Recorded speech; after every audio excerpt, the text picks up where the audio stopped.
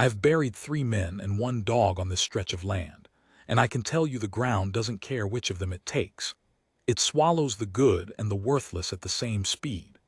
So when I tell you about the woman who walked out of that heat with a dead man's coat folded over her arm like it was a sleeping child, understand that I am not a man who cries easy, and I am not a man who lies to make a story sit better in your chest. But something walked toward my fence line that summer that I have never been able to set down. I have tried. I have gone whole winters telling myself I imagined the worst of it.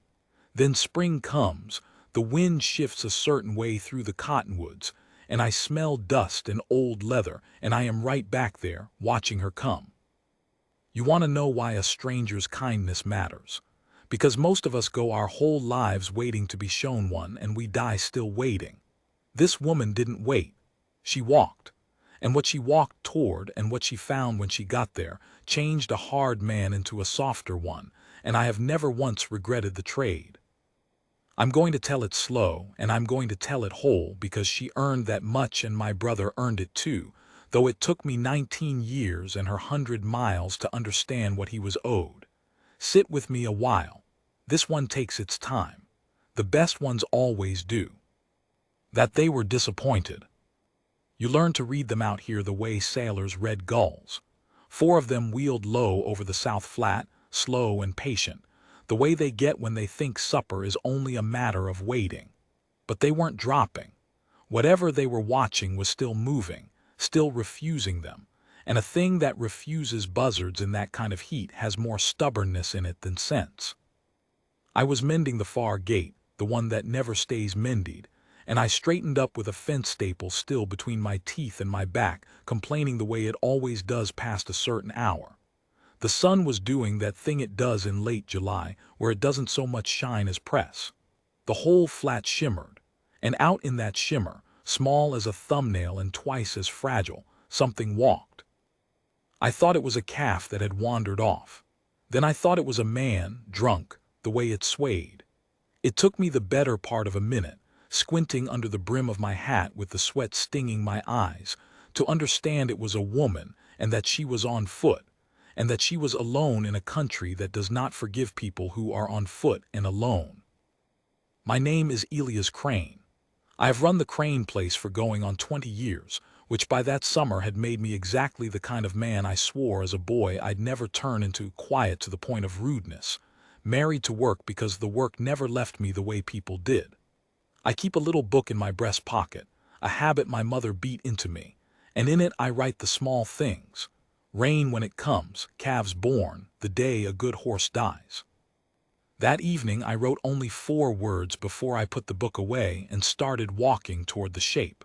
I wrote, "A person is coming," as though the land needed the warning more than I did. There is a particular arithmetic a rancher does when he sees someone in trouble on his land, and I am ashamed of the first half of it. I thought about the miles. I thought about the water it would cost, and the day's work I'd lose, and whether a stranger meant a debt or a danger. I thought all the small mean thoughts a man thinks when he has spent too long alone, and started to guard his kindness like it was the last coin in a purse. Then I looked at the buzzards, and I looked at the way she walked, and every mean thought went quiet, and I started walking, and I did not stop until I reached her. I want to be honest that I almost didn't. That is the part I never say out loud. The kindest thing I ever did began as a thing I nearly talked myself out of, and I think about that whenever a man tells me he'd surely have done the right thing in my place. Maybe. But the right thing has a way of arriving disguised as an inconvenience, and most of us are very good at turning inconveniences away. She did not see me at first. That is the part that stays with me. A woman that far gone in the heat should have been scanning the whole world for rescue, and instead she walked with her eyes fixed on the ground 3 feet in front of her boots, as if the act of choosing where to put each foot was the only thing keeping the rest of her upright. When I got close enough to call out, my voice came out cracked and stupid, and she flinched like I'd thrown a rock. Then she stopped. She swayed. She looked at me with eyes so sunk and red-rimmed that for a bad second I thought she might be blind. "Is there water?" she said. Not a question quite, more like she was testing whether the words still worked in her mouth. I had a canteen. I always have a canteen. I held it out and she took it with two hands, both of them shaking, and I saw then that her hands were the worst of her. The palms cracked, the fingers wrapped in strips of cloth gone brown and stiff. She drank the way a body drinks when it has forgotten there is such a thing as too much, and I had to reach out and gently push the canteen down before she made herself sick. "Slow," I said, "slow, it's not going anywhere." She looked at me over the rim and something in her face broke and reassembled, and she nodded like a scolded child. She was maybe 30. She might have been 40. The country ages a face fast and then keeps aging it, and hers had been through more than weather. Her boots were the thing I couldn't stop looking at. They had been good boots once, a man's boots, too big for her, and she had walked them down to almost nothing. The right sole flapped loose at the toe, and she'd bound it back on with a strip of the same brown cloth that wrapped her hands. When she shifted her weight, I saw her wince, and I knew that under that binding her feet were a thing I did not want to see and would have to soon, whether I wanted to or not. Over her arm, through all of it, she had carried a man's coat. Wool, dark, far too heavy for the season, folded with a care that did not match the ruin of the rest of her. When she caught me looking at it, her arm tightened around it, and I understood without being told that the coat was not a thing she was carrying. It was a thing she was protecting. "I can carry that for you," I said. "Rest your arm." "No," she said, "just that. Soft, but with a bottom to it, a floor you weren't going to get under." So I didn't try. A man learns to hear the difference between a no that wants convincing and a no that is the last wall a person has left standing, and hers was the second kind. I have wondered since what the road does to a person over 100 miles, what it takes and in what order. I think first it takes your comfort, and you learn to sleep on stone. Then it takes your fear of animals and weather, because you have bigger fears. Then it takes your sense of time, so that the days run together into one long day with the sun going up and down inside it. And then if you let it, it takes your name, your sense of yourself as a person to whom things are owed, a person with a place in the world, and it leaves you just a body that walks. What amazed me about Marion then and always was that the road had taken all of that from her, and it had not gotten the last thing. It had not gotten whatever it was in her that had decided, 41 days ago, that she was going to reach me or die walking toward me. That thing the road could not touch. I have met strong men who did not have it. She was made mostly of it. I told her the house was close. It wasn't. It was the better part of 2 miles, and she was in no shape for 200 yards. But you don't tell a person who has already walked past the edge of what a person can walk that they have further yet to go. You lie kindly, and you make the lie true by carrying them the rest of the way if you have to. I put my arm around her to steady her, and she went rigid as a fence post. Not from weakness, from something older, some instinct that had learned the hard way that a strange man's arm was a thing to be feared. I felt her decide, moment by moment, to allow it. I have thought about that a great deal since, how much trust it took her to simply not pull away, and how little I understood in that moment what I was being trusted with. We went slow. Every few steps she'd stop and set her jaw and gather herself and go on. There is a particular sound a person makes when they are spending strength they do not have, a small tight sound in the back of the throat with every breath, and she made it the whole 2 miles, and I have heard it in my sleep more nights than I'll admit. She wouldn't let me take the coat. I offered twice. The second time she said, very quiet, he'd want to be carried by someone who loved him. And then she seemed embarrassed she'd said it, and we walked the rest of the way without talking. I turned that sentence over and over as we went. He'd want to be carried. Not it. He.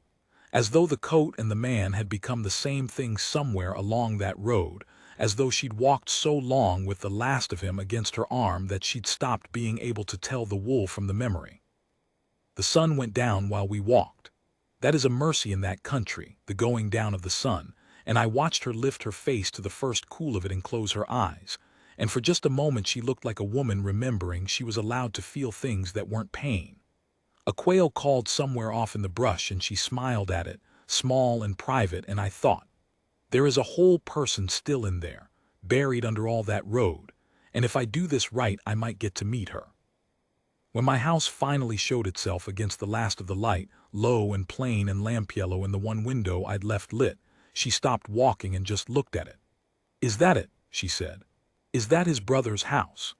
And I did not yet understand the whole weight of the question, so I only said yes, and she let out a breath she seemed to have been holding for 100 miles, and something went out of her all at once, and I had to catch her before she folded. For her name, and the first piece of the truth. Her name was Marion.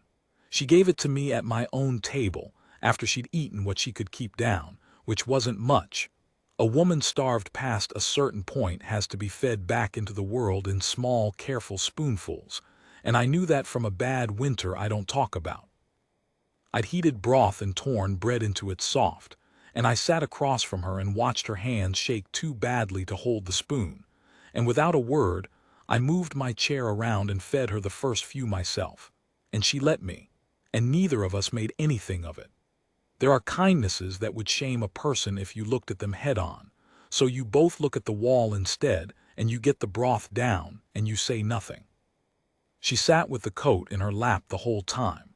She ate with one hand and kept the other flat against the wool, the way you'd keep a hand on a sleeping baby's back to feel it breathe. "You'll think I'm mad," she said. "I've been called worse and thought less of the ones who called me it," I said. "Whose coat is it?" She was quiet for a long moment. The lamp between us guttered and steadied. Outside a coyote started up and another answered it, and she waited for them to finish as though it would have been rude to talk over them. "My husband's," she said. "Tomás, he died 41 days ago." She said the number like she'd counted every one of them because of course she had. "We had a place, west of the Picos, 3 days' ride if a body's got a horse." A small, terrible pause. "I haven't got a horse." I did the arithmetic without meaning to. West of the Picos, on foot, 41 days. My stomach turned cold in a way the day's heat hadn't managed. "You walked," I said. "I walked. From west of the Picos."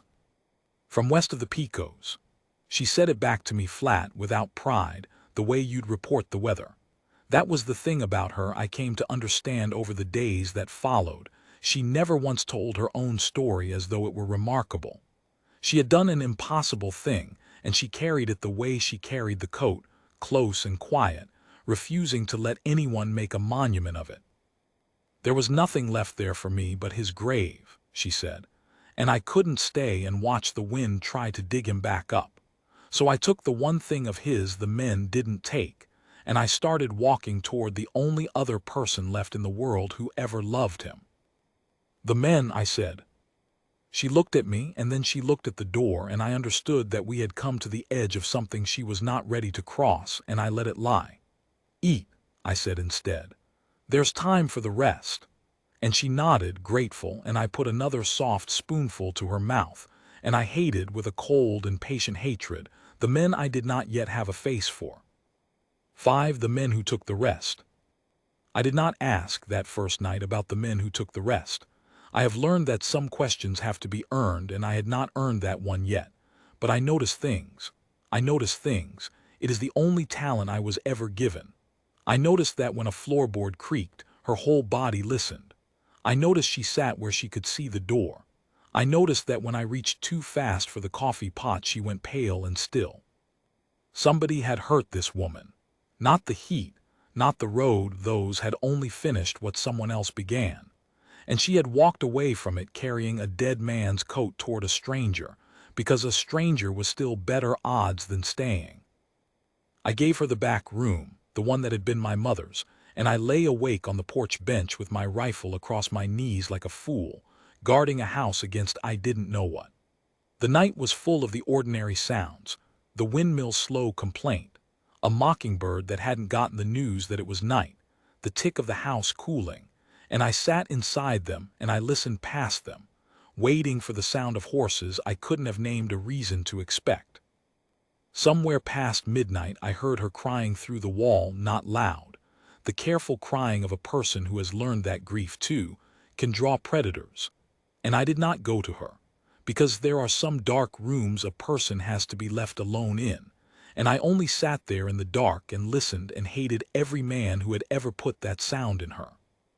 And I thought about my brother. It's a strange thing to grieve a man you'd made yourself stop thinking about. For 19 years I had kept Tamaz in a locked room in the back of myself, and I had gotten so good at not opening that door that I'd half convinced myself the room was empty. Now here was his coat under my roof and his widow crying through my wall, and the door was not just open, it was off its hinges, and everything I'd stored in there for 19 years came out at once. Fights we'd had as boys. The time he pulled me out of the flooded arroyo, and neither of us told our mother. The last thing I said to him, which I will not repeat, which I would give this whole ranch and every year I have left to unsay. A man does not know how heavy a grudge is until he finally sets it down and finds he can't stand up straight anymore. So used has his back become to the weight of it. In my little book by lamplight I wrote, "She walked here on the strength of one name. Tomorrow I have to find out whose." And then, because the book is the only place I have ever been honest, I wrote underneath it, "I am afraid it is a name I already know." I did not let myself think past that. Some fears you set at the edge of the lamplight and you keep your back to them and you wait for morning, and morning either burns them off or it doesn't. She slept past noon the next day, which frightened me more than it should have, and I found myself standing in the doorway of my dead mother's room watching a stranger breathe, counting the rise and fall the way she'd counted her 41 days. When she finally woke, she was ashamed to have slept so long, as though rest were a thing she had to apologize for, and I understood that somewhere along that road she had stopped believing she was allowed to be tired. I'd spent the morning tending her feet, which she'd finally let me see, and which I will not describe except to say that I have doctored horses that fared better on hard ground, and that I do not know to this day how she walked the last of those miles at all. I cleaned them and bound them proper, and she watched me do it with a wary, wondering look, as though ordinary gentleness were a foreign language she'd once known and half forgotten. It was over that second day's coffee that she asked me the question she'd walked 100 miles to ask. "Do you know a man," she said, "called Crane? Elias Crane. Tamaz said Tamaz always said if it ever went bad, if it ever went all the way bad, that I should find his brother Elias, and that Elias Crane was the one soul on this earth who'd take me in and ask no price." I set my cup down very slowly so that I would not drop it. I have not told you the whole of it, and I'm sorry for that, but some truths you have to walk up on sideways or they knock you flat. Tamaz Crane was my brother. I had not seen him in 19 years. We had parted over something so stupid I can no longer fully remember the shape of it, only the heat of it, a matter of a fence line and a few head of cattle, and a word said in anger that neither of us would take back. I had let 19 years go by telling myself there was always more time, that pride was a thing you could afford, that a brother would keep like salted meat until you were ready to sit down and make it right. And now the whole of what was left of him was folded over the arm of a starving stranger at my table, and he had spent his last breath telling her to walk toward me. "Marion," I said, and my voice did a thing it had not done in 19 years. "I'm Elias Crane. Tamaz was my brother." She went very still. She looked at me the way you look at a thing you have wanted so long that you're afraid to believe it's real, afraid that wanting it too openly will make it vanish. "You're Elias," she said. "You're the Elias." And then she began to weep, not the careful midnight weeping, but great tearing sobs, relief and grief so tangled you couldn't pull one from the other, and she reached across my mother's table and gripped my hand hard enough to hurt, and said the only thing there was to say. "He was right. He said you'd be here. He was right about you at the very end when he was wrong about so much." And I sat there holding the hand of a woman I'd met the day before, feeling 19 years of pride turn to ash in my mouth, and I thought, "Brother, you sent her the whole way here to teach me the thing I was too stubborn to learn while you were alive. You could not make me come to you, so you made your grief come to me. That's a hard gift, Tamaz. That is the hardest gift you ever gave me. And I took it, because it was the last one, and because she had carried it 100 miles and it would have shamed the both of us to set it down. That evening, she finally let me hold the coat. She placed it in my hands the way you'd hand someone a newborn, and I understood I was being tested and trusted at once. It smelled of dust and old smoke, and faintly, under all of it, of a man, of my brother. A smell I hadn't known I'd remember until it reached into me and pulled 19 years up by the roots. I had to sit down with it. I had to just sit and hold the empty shape of him a while, and she let me, and she did not say a word, because she of all people knew what it was to hold what's left. There was weight in it that wasn't wool. I found the inner pocket she'd sewn shut with clumsy stitches to keep whatever it held from falling out along 100 miles of road. She nodded at me to open it. My fingers weren't steady, and it took me longer than it should have to work the crude thread loose. Inside was a folded paper, soft as cloth from handling. Inside was a small tarnished ring, a woman's ring, worn thin. And inside was a third thing I did not expect, a thing that changed everything that came after, a thing I will not name yet because naming it here would rob you of the moment I first understood it, the way it robbed me, the way it made me set the coat down very carefully and walk out onto the porch and stand in the dark with my hands on the rail until I trusted my legs again. I will tell you what was in the coat. I'll tell you what my brother had done in his last days and what he'd asked of her, and the choice it left her and me that no decent person should ever have to make. Because the walking, you understand, was the easy part. The walking was just miles. What waited at the end of the miles was the thing that would ask everything of both of us, and I did not know it yet, and she did, and she had walked toward it anyway. That is the kind of courage I did not have words for then, and only barely have them now. But not tonight. Tonight I want to stay a while longer in the last good minute before I knew. The minute where a widow sat at my table, alive against all odds, and my brother's coat was warm in my hands, and I still believed the hardest part of her journey was already behind her. I sat with her long after the lamp burned low that night. We didn't talk much. She asked me small things about Tamaz as a boy, and I told her, the way he sang off-key when he thought no one could hear, the way he could never stay angry at an animal no matter what it did, the scar on his chin he got falling out of a cottonwood showing off for a girl whose name we'd both forgotten.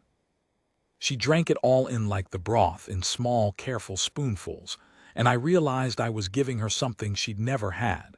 The boy her husband used to be, the years before her, the proof that the man she'd loved had once been a child who was loved too. She held those stories the way she held the coat.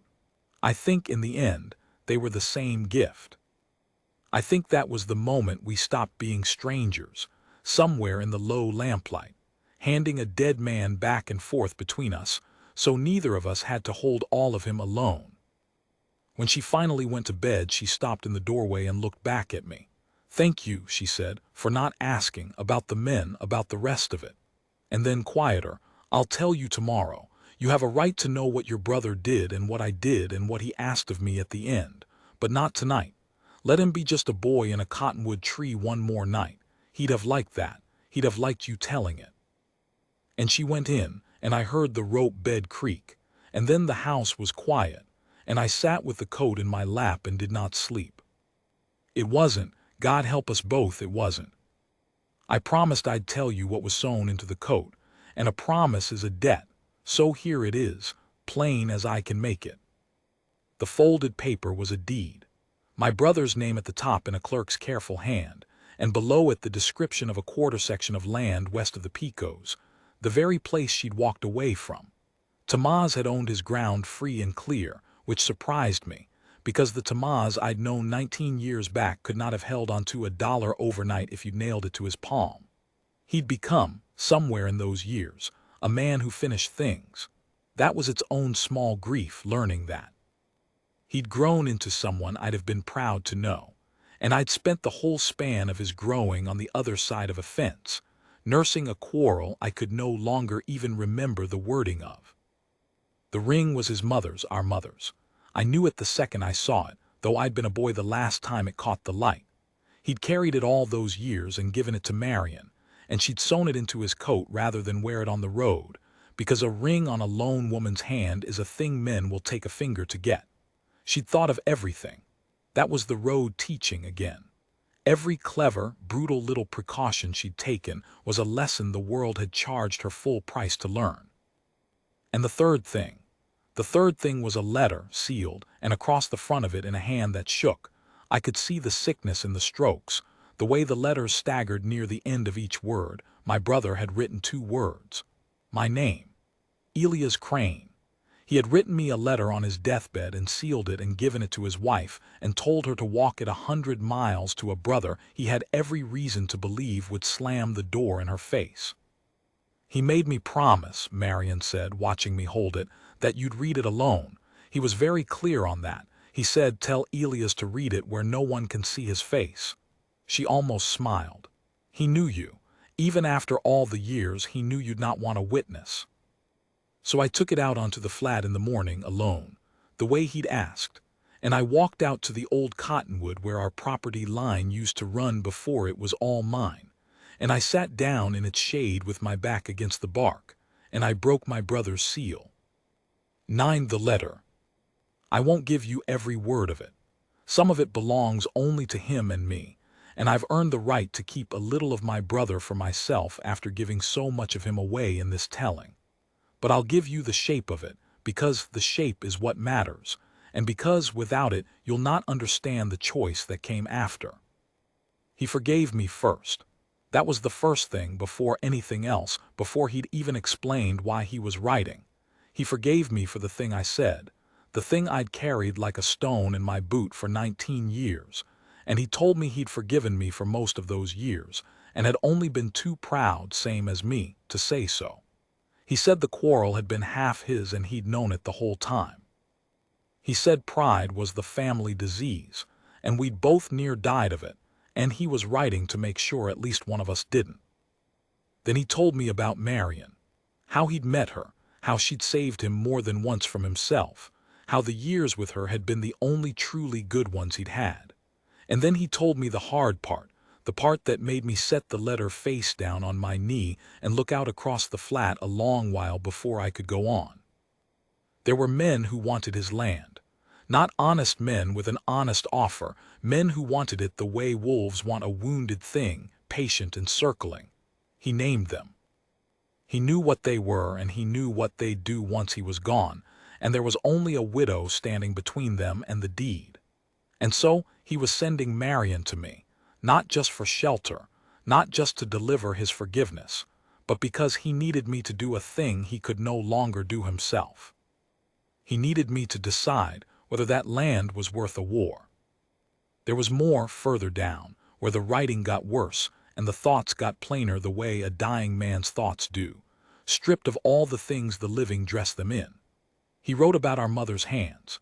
He wrote about a creek we'd fished as boys that neither of us had seen in 40 years, and that was probably dry now. And he wrote that he hoped it wasn't, that some things ought to be allowed to keep running whether anyone was there to see them or not. He wrote that he was not afraid to die, but that he was afraid of leaving Marion in a world that had never once been gentle with her, and that of all the things he'd failed at, he'd meant not to fail her, and he was failing her now by dying, and there was nothing to be done about it except to send her to the one man he still, after everything, believed was good. I read that part 3 times. The one man he still believed was good. He'd spent 19 years with every reason to believe I was hard and cold and too proud to be worth a letter, and he died believing I was good. I have done a great many things in my life to try to deserve that sentence since, and I don't know that I've managed it, and I've stopped expecting to. Some things a person says about you are less a description than an inheritance. He didn't tell me I was good. He willed it to me and left me to pay it off the rest of my days. You have to understand what he was really asking. The deed was legal. The land was hers now, hers and by extension a matter for the family that was left, which meant mine. We could sell it to the very men who wanted it, take their money, which would be real money, enough to set Marion up somewhere safe for the rest of her life, and be done. No one would fault us. It would be the sensible thing, the surviving thing, the thing a careful man does. Or we could refuse them. Hold the land because it was his, because it was hers, because a thing a man builds free and clear with his own hands ought not to fall to wolves the moment he's cold. And if we refused them, those men would not simply shrug and ride away. Tamaz knew it. He'd written it plain. To hold the land was to invite them here to my place, to bring the trouble that killed the peace of his last months down onto mine. It was to risk everything I had, this ranch, my quiet, possibly my life and hers, for a quarter section of ground 3 days' ride away that I had never once set foot on. That was my brother's last gift and last cruelty in one. He did not tell me what to do. He could have. It would have been easier if he had, if he'd commanded me and let me either obey or refuse. Instead, he laid the whole weight of it in my hands and trusted me, after 19 years of silence, to be the man he'd told his wife I was. He wrote, near the end, in those staggering deathbed letters, "I'm not asking you to keep the land, Elias. I am asking you to decide it the way our mother would have wanted her sons to decide it. You always were the one who knew what she'd have wanted. I never did. I'm counting on you to know it now." I sat under that cottonwood until the shade had moved clear off me and the sun was on my neck, and I did not know what our mother would have wanted, and I understood that he'd known I wouldn't, and that the not knowing was the whole point. He wasn't asking me to guess her wishes. He was asking me to become the kind of man who'd have deserved to be trusted with them.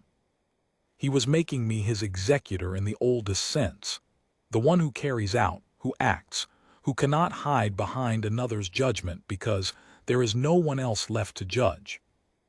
I walked back to the house with the letter in my shirt and found her sitting on the porch step, mending the coat's torn lining with thread I'd given her, and I sat down beside her, and for a while I couldn't find the beginning of it. "He told me about the land," I finally said, "and the men." Her needle stopped.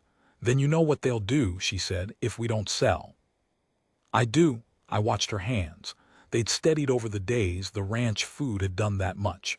"Marion, it's your land. Whatever you want to do, we do. If you want it sold, I'll ride it through myself and you'll never have to see those men. If you want to be safe, I'll make you safe. That's the end of it, and it's an honest offer." She was quiet a long moment. A wren fussed in the brush pile. When she spoke, her voice was very low. "You want me to say sell it," she said. "You want me to be the one who chooses safe so it isn't on you." She looked at me, and there was no accusation in it, only a terrible clear-sightedness. "That's what everyone's wanted from me since he died, for me to be reasonable, to take the sensible thing and disappear and let them have it." "Is that not what you want?" I asked. "After everything the road took from you, you'd want to fight." "No," she said, and her eyes filled but did not spill. She'd gotten strong at that. "I don't want to fight. God help me, I am so tired, Elias. I have never been so tired in my life. I want to be safe more than I've ever wanted anything." A long breath. "But he built that place with his hands. He's buried in it. And those men stood in my kitchen while he was dying in the next room and told me what they'd pay for the ground his grave was in, and they smiled while they said it. So no. I don't want to fight, and I will burn before I sell it to them. Both those things are true, and I've stopped trying to make them agree." And there it was. The choice my brother left me was never really mine. It was hers, and she'd already made it, and she'd only needed someone to be brave enough to let her mean it instead of talking her into being reasonable. That was the kindness she needed from me. Not shelter, not safety. She needed one person, one who would look at an exhausted, grieving widow and not try to save her from her own resolve. "All right," I said, "then we don't sell."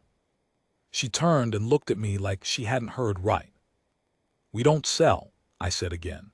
"They can come here and say it to my face, and I'll give them the same answer, and we'll see what they're made of. He was my brother. It's my mother's ring sewn in that coat and my mother's land under his bones. They picked the wrong widow, and now they've picked the wrong brother.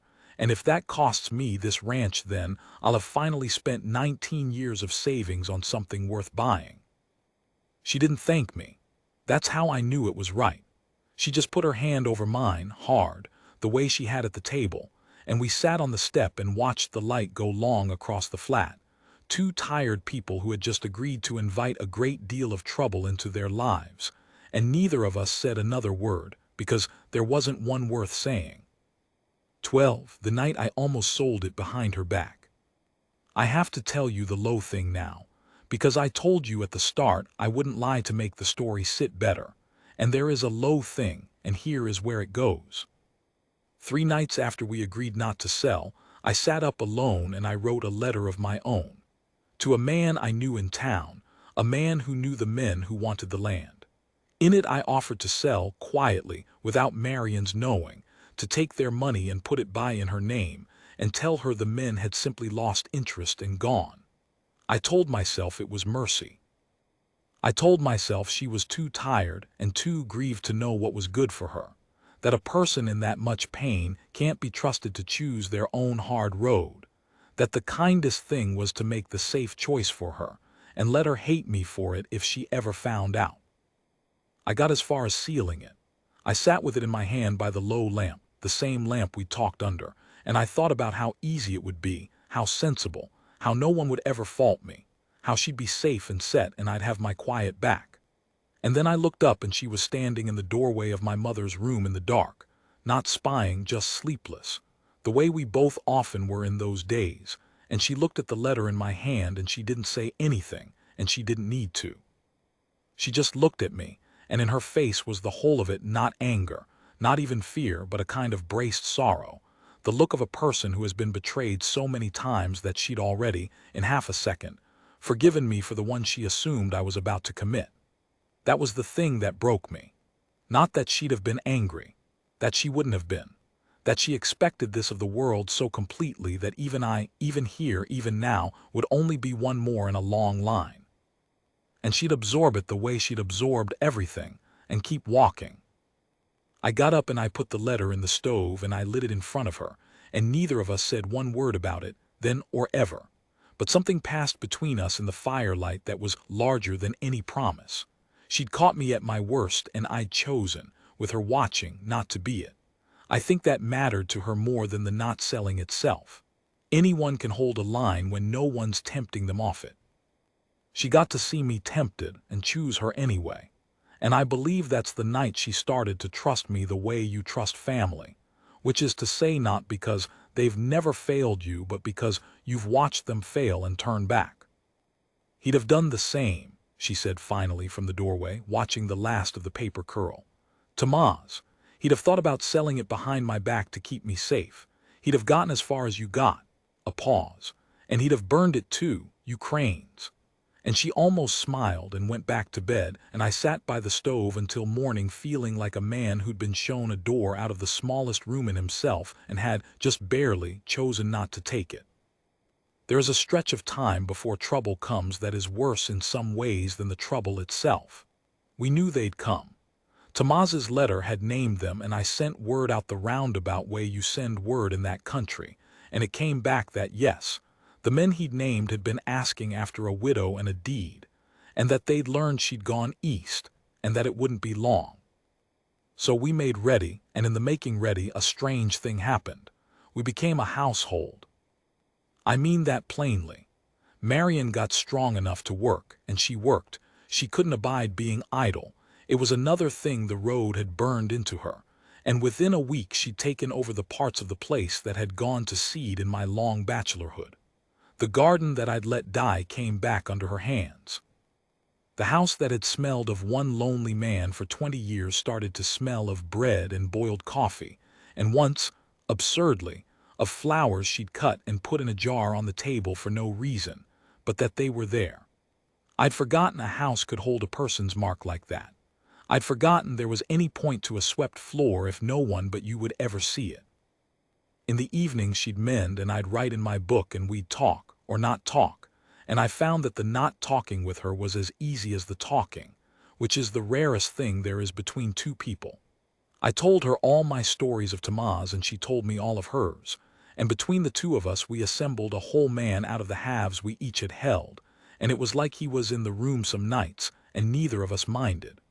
Grief shared is not halved, whatever people say, but it is company. And company is not nothing. Company, when you have been as alone as she and I had each been in our different ways, is very close to everything. I want to be careful here, because I know how this sounds, and it wasn't that. Not then. She was 6 weeks a widow, and I was her dead husband's brother, and neither of us was fool enough or low enough to make it into something it wasn't ready to be. But I will tell you the truth as I have told you all of it. I had been a locked-up man for 20 years, and she had unlocked me without either of us noticing. And by the time the trouble came, I was no longer defending a ranch and a stranger. I was defending my home and the person in it, and I did not fully understand how much that had changed things until the morning the dust rose on the South Road, and I picked up my rifle and found my hands were not shaking at all. There was one evening in particular I hold on to. We'd worked all day. She'd been rechinking the north wall where the mud had fallen out and let the winter in, and I'd been fixing that same eternal gate. And we sat on the step after supper too tired to talk, and a storm came up the way they do out there, all at once, a wall of it walking across the flat trailing gray rain. Most people run inside from a storm. We didn't. We sat and watched it come, and when it hit it was cool and clean and it smelled like the whole earth exhaling, and Marion tipped her head back and let it run down her face and she laughed. The first time I'd heard her laugh, a real one from the belly, and she said, "Tamaz loved a storm. He'd have run out into that field like a boy." And she got up, this widow who'd walked 100 miles on ruined feet, and she walked out into the field into the rain, and she stood there with her arms a little away from her sides, and I understood she was letting him run in it through her, the only way he could anymore. I did not follow her. Some things a person does for their dead alone. But I watched and I thought, whatever this costs me, those men, she's worth it.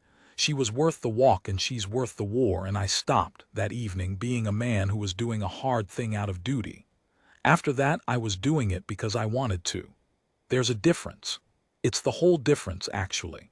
It's the difference between being good and being kind, and I'd lived 50 years without ever once knowing which I was.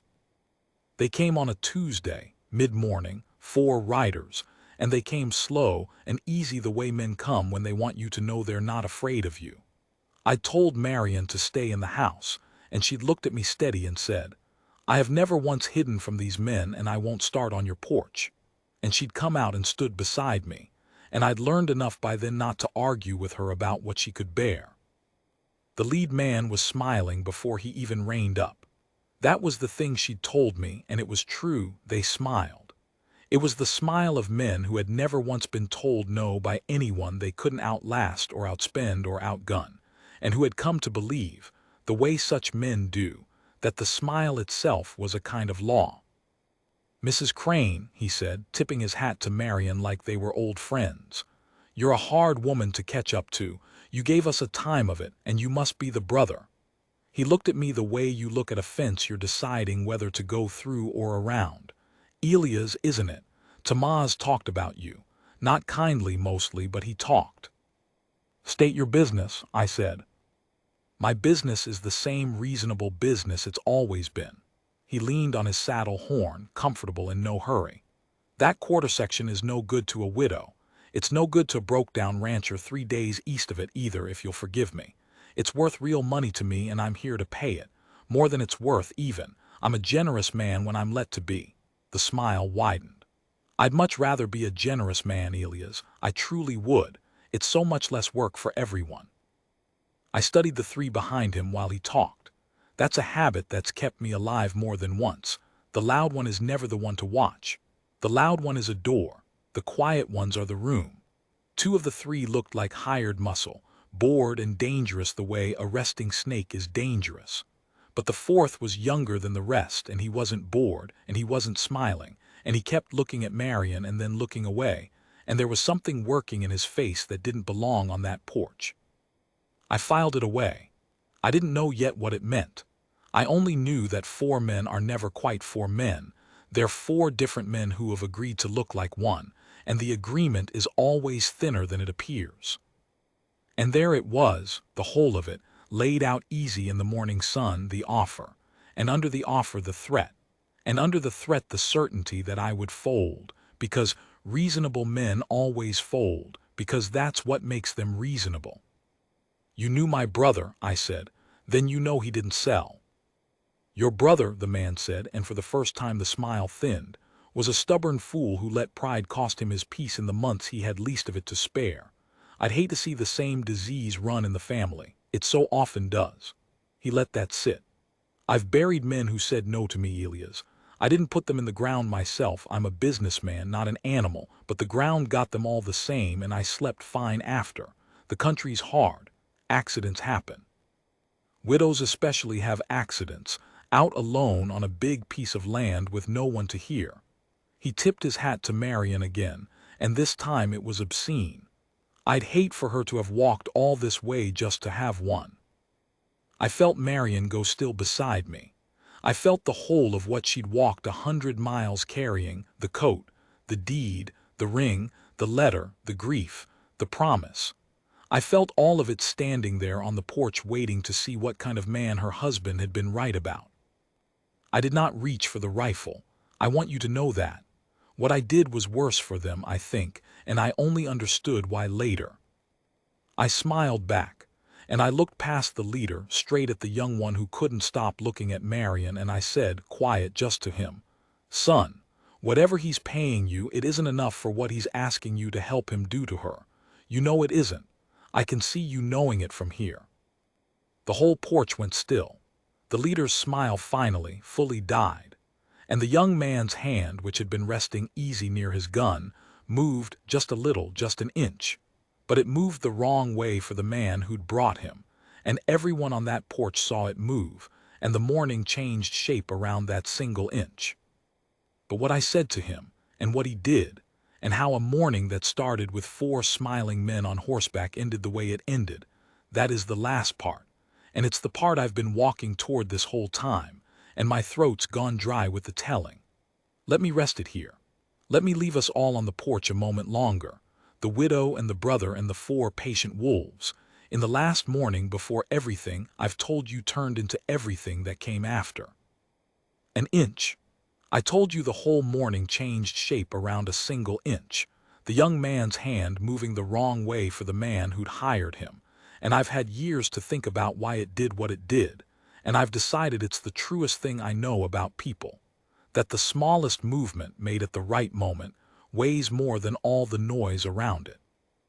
The leader saw the inch same as I did, and a man like that, a man whose whole power rests on everyone agreeing to be afraid together, cannot survive one of his own deciding not to.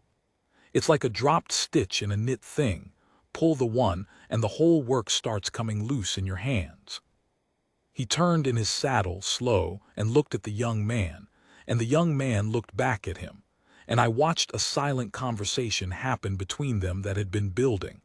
I understood then, for a long time before it ever reached my porch.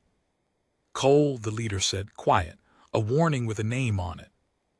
And the young man, Cole said, not to his boss but to Marion, in a voice that shook the way a boy's voice shakes when he's about to do the first fully grown thing of his life, "I was there, ma'am, in your kitchen, when he was dying in the next room, and we stood there and talked prices." He swallowed. "I've not slept right since. I keep seeing your face. I didn't do anything. That's the thing I can't get past. I just stood there and let it happen and told myself it wasn't mine to stop."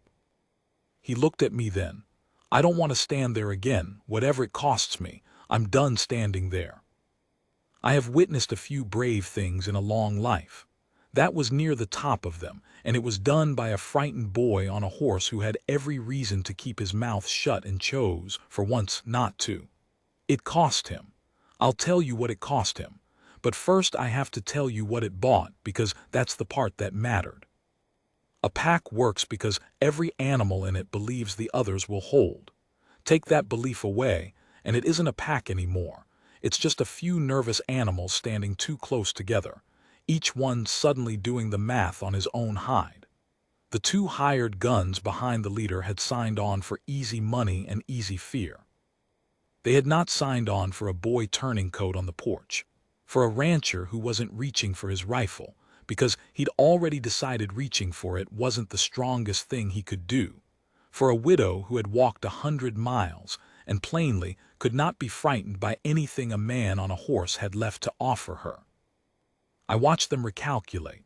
It's a particular thing to watch, cowardice doing arithmetic. The leader felt it happening behind him, and he made the mistake such men always make at the end. He raised his voice, because raising the voice had always worked before. You take one more breath in that direction, Cole, and I'll. And that was as far as he got, because I finally spoke, and I spoke low, the way my father taught me to speak to a spooked animal, because that's what the whole porch had become. You'll do nothing, I said, on my land in front of 3 witnesses, one of them turning against you that wouldn't put a rope around your own neck by sundown. You're a businessman. You said so yourself, so do the business math. There's no version of this morning that ends with you owning that land.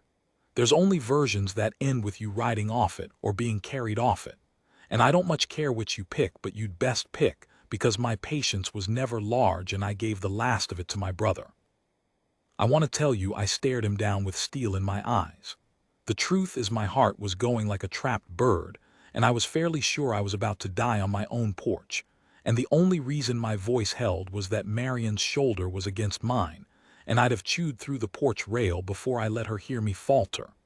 That's the secret nobody tells you about courage. It's mostly just refusing to disappoint someone standing next to you. Take the someone away, and I don't know what I'd have done. With her there was only one thing I could do, so the doing of it was almost easy. The leader looked at me a long moment.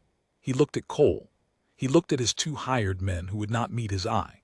And a thing went out of him, the way a thing had gone out of Marion when she first saw my house, a held breath, a bet finally called and lost. He was not a brave man. Brave men are rare on every side of every fence. He was a man who had won so many times by fear alone that he'd forgotten he had no other card, and here at last was a porch where fear didn't take the pot. I have thought since about how close it came to the other way. If Cole hadn't moved his hand that inch, if Marion had stayed in the house like I'd asked, so that the young man had no face across the porch to unsleep him at night, if I'd reached for the rifle after all and turned it from a reckoning into a shooting, where the fastest hand wins and the fastest hand is never the just one. It hung on so little. Most of the good outcomes I've seen in my life hung on so little that I've stopped believing in the word deserve.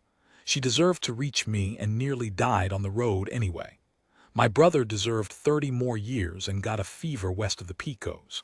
The morning turned out right, but it turned on an inch and a boy's bad conscience, and I've never once let myself believe we'd earned it. We were only spared. There's a difference, and the people who forget it are the ones who get hard, and I'd been one, and I was trying not to be again. 17, he rode off and took one thing with him. He didn't die on my porch. I'm not sorry for it. I've killed animals that needed killing, and it's never once made me feel large, and I had no wish to find out what killing a man would do to the inside of me with Marion there to watch it happen. He turned his horse. He said something over his shoulder about lawyers, about how this wasn't finished, the kind of thing a man says when it very much is finished, and he needs the last word to carry off what's left of him. And he rode south the way he'd come, and his 2 hired guns went with him, because hired guns go where the money goes, and the money was riding south. But Cole didn't go. Cole sat his horse in my yard, alone now, having burned the only bridge he had, and the size of what he'd done was arriving on his face in real time, no job, no pay, and 2 men who'd knife him in an alley the first chance they got, all traded for one morning of not standing silent. He looked at me like a man who's leapt a canyon and only now midair thought to wonder about the far side. I've got nowhere to go, he said, not asking, just saying the true thing the way Marion said true things, flat and without a bid in them. And here is the choice I'd been circling this whole story, the real one, the one heavier than any standoff. I looked at the boy who had stood in Marion's kitchen while my brother died and done nothing, who had helped hunt her east, who had been, until 1 hour ago, one of the wolves. And I had to decide what a man is owed for a single act of courage that comes too late to undo the harm he did before it. I looked at Marion, because it was hers to answer, not mine. It had always been hers, I'd learned that much.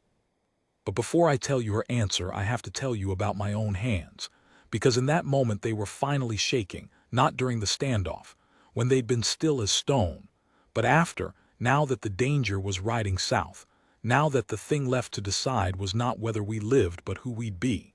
That's when the shaking came. I've noticed it does. A man can hold steady through the part that might kill him and come apart entirely at the part that only asks him to be decent. The body knows which is the harder test. I stood in my own yard with the danger gone and my hands going like leaves, and I understood that the standoff had never been the story. This was. This boy, and what we owed each other, and whether the same mercy Marion had been shown at my door, the mercy of a stranger who almost didn't walk out to meet her, was a thing that could be paid forward or only ever received. She was quiet a long time. She looked at Cole the way you'd look at a snake you weren't yet sure was dead, and I saw her fighting it, the entirely just, entirely earned wish to send him off to whatever the world had waiting for him, to let him learn the full price of standing silent, to keep for herself the one clean satisfaction the world still owed her. No one would have faulted her. I wouldn't have. He'd been in her kitchen. He'd carried a piece of her worst day. "You watched him die," she said to Cole. "It wasn't a question.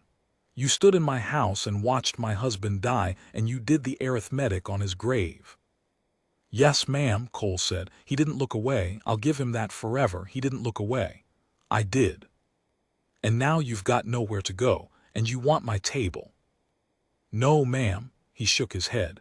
"I don't want anything from you. I don't have the right to want anything from you. I didn't want to die today having only ever done the one kind of thing. I wanted to do the other kind once before it ended. That's all. That's the whole of it." And he gathered his reins to go, having asked for nothing, which is, I think, the only thing that could have moved her, because she had spent her whole life among men who took, and here at last was one who'd finally understood he had no right to. "Get down off the horse," Marion said. He went still, so did I. "Get down," she said again, "and you'll sleep in the barn, not the house, and you'll not eat at my table, you'll eat on the step, and you'll work like 3 men because you owe the labor of 3 men, and it will be years before I can look at you without seeing that kitchen, and you will earn every one of those years, and you will not once complain about the earning." Her voice did not shake. "And someday, maybe, a long way from now, I'll pass you the bread instead of setting it on the step. Maybe. I'm not promising it. But it's the only road I've got to offer you, and it runs uphill the whole way, and you'll take it or you'll ride off. And either way, I'll not think of you again after today unless you make me." Cole got down off the horse. Of course he did. And that was how our household became 3, which is a stranger ending than any I could have invented, and truer for being stranger, because the world doesn't sort itself into the ones who wronged you and the ones who didn't. It just hands you people, damaged and damaging, and asks what you'll make of them. And Marion, who'd been given less mercy than anyone I ever met, had somehow kept back a little to give away. I have never understood where she kept it. I've decided some people are just built with a deeper cellar than the rest of us, and hers went all the way down. 19, the years that followed, told quick. I'll not draw out the good years the way I drew out the hard ones. Happiness makes poor telling. It's all the same shape, thank God, and the shape is quiet. The land west of the Picos stayed hers. The leader's lawyers came to nothing, the way threats made from a losing position generally do, and within a year the man himself had overreached against someone harder than me, and the country had gotten him after all, the way it gets most of his kind eventually. I did not celebrate it. I wrote it in my little book with no comment. Some ledgers close themselves if you're patient. Cole slept in the barn 11 months.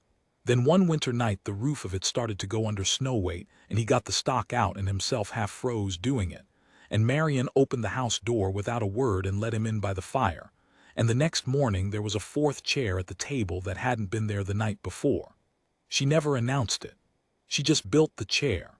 That was how she did the largest things, with her hands, quietly, so that forgiveness arrived looking like carpentry.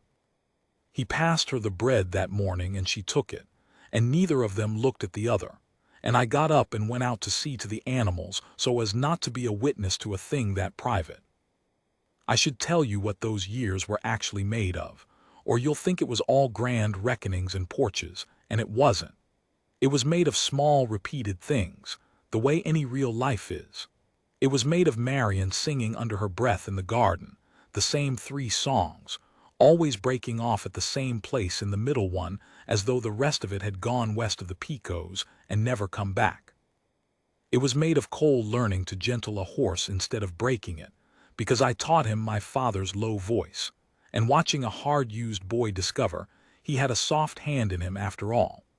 It was made of the 2 of them arguing over the right way to set a fence post, both of them stubborn as stones, and me sitting on the step pretending to read my book and grinning at the ground.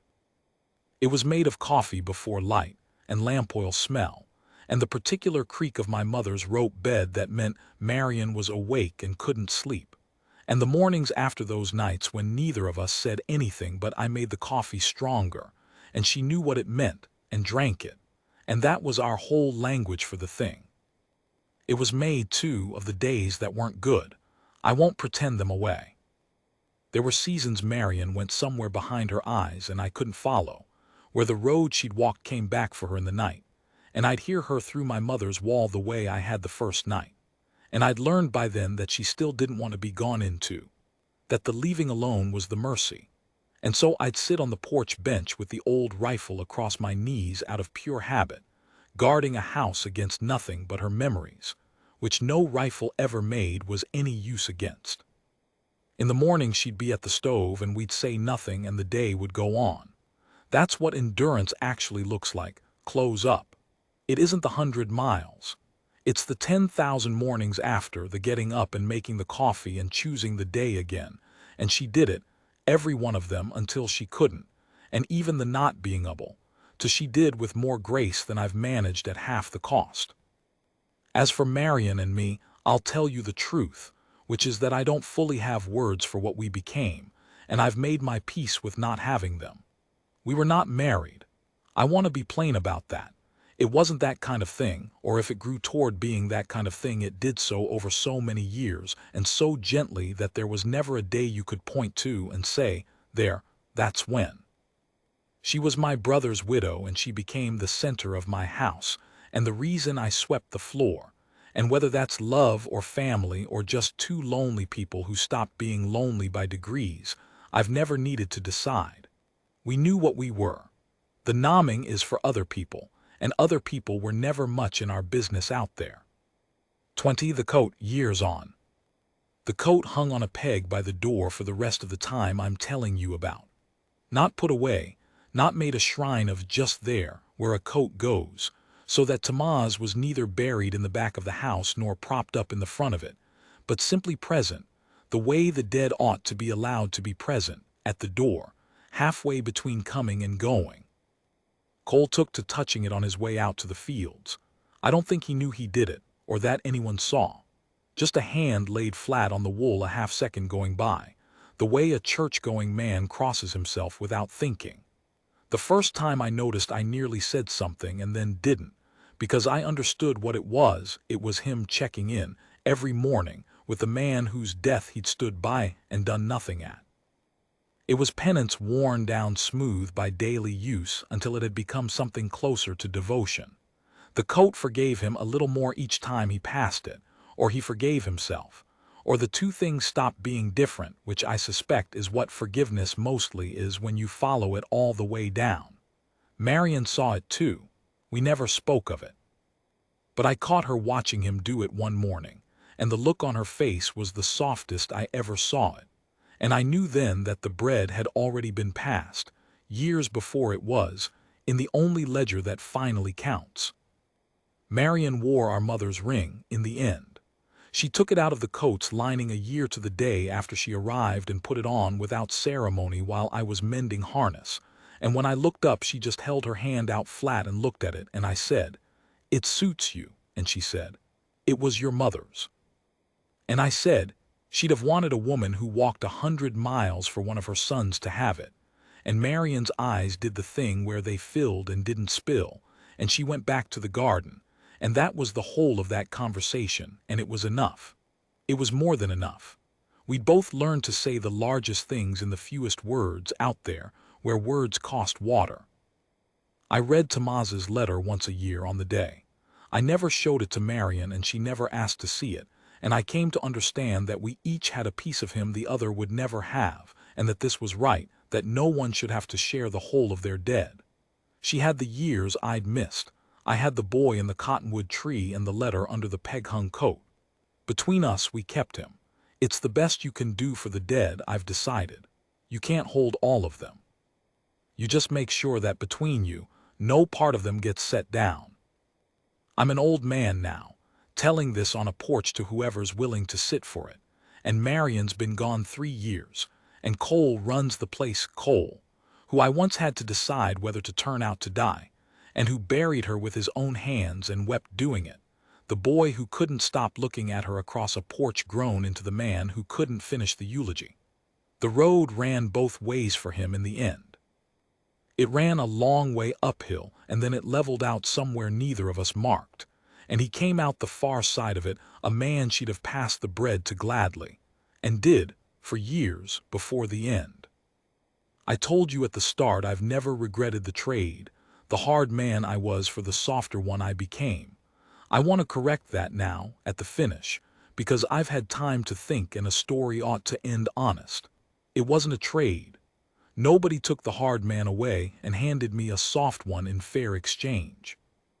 What happened was that a woman walked 100 miles carrying my dead brother's coat and set it in my hands, and in the carrying she carried me too, the whole distance, from the man who almost didn't walk out to meet her to the man who wept at her grave. She thought I saved her. I've let people go on thinking it because it makes a tidier story and because she'd have been embarrassed by the truth. But you've sat with me this long, so you should have it straight. Before she came, I had gone whole days without speaking to another living soul and called it peace. I had a locked room in me with my brother in it, and I'd thrown away the key and called that peace too. I had gotten so good at needing nothing that I'd forgotten needing was the thing that fastens you to the world, and I was coming loose from it, one silent day at a time, drifting off the way a boat does when the rope's worn through and no one's watching the dock. I'd have died out there eventually, some ordinary way, and the buzzards would have found me refusing them a while and then not, and the land would have taken me at the same speed it takes everyone, and there'd have been no one to write 4 words in a little book about it. That was the road I was on when she walked up the other one. She was never the one who got rescued. I was. She just let me believe otherwise all those years because that too was a kindness, and she had a deeper cellar of it than anyone I ever knew. There's a letter of hers I've not opened. She left it with Cole to give me when I was ready, and Cole keeps asking and I keep saying not yet. I know what it'll cost me to read it, and I know she knew too, wherever she is, sewing it shut with her clumsy, careful stitches the way she sewed the coat. One of these days the wind will shift a certain way through the cottonwoods, and I'll smell dust and old leather, and I'll be ready. Or I won't, and I'll die with it sealed, and she'll have gotten the last word the way she got every word that mattered, quietly, and years after you thought the conversation was over. I haven't decided yet. That's the honest ending. I haven't decided, and I'm not sure I ever will, and I think she'd have liked leaving me a road I still can't see the far end of.